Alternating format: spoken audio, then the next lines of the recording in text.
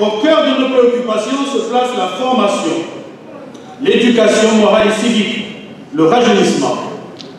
Tout un programme qui répond aux soucis actuels, celui de l'intégration des jeunes dans le mouvement historique du parti, c'est-à-dire de son implication réelle dans la gestion du parti et sa participation pleine et entière dans la définition des choix opérés ainsi que leur mise en œuvre.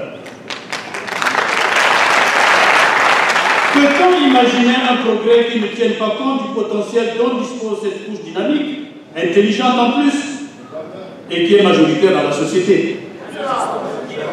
À l'occasion de mon élection à la tête du parti le 9 juin 2013, je déclarais dans mon discours d'orientation générale, je cite, « Au moment où l'UPADES amorce un tournant décisif de son existence, des engagements forts doivent être pris.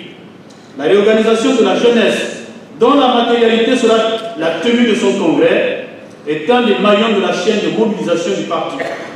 Il doit éclairer les militants sur la problématique axée sur la compréhension du concept jeune, sur l'intérêt pour le parti de disposer d'une organisation de jeunesse, sur la nature organisationnelle et enfin sur les conditions de son épanouissement. » Fin de citation.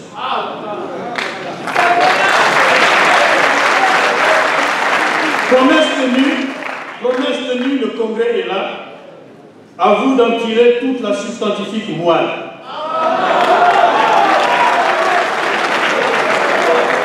Camarades jeunes, votre congrès constitutif se tient dans un contexte national sociopolitique caractérisé par la diversion du PCP, qui cherche à plomber les préparatifs de l'élection présidentielle de 2016, annoncée par le président de la République lui-même, et par l'agitation politicienne sur le changement de la Constitution du 20 janvier 2002.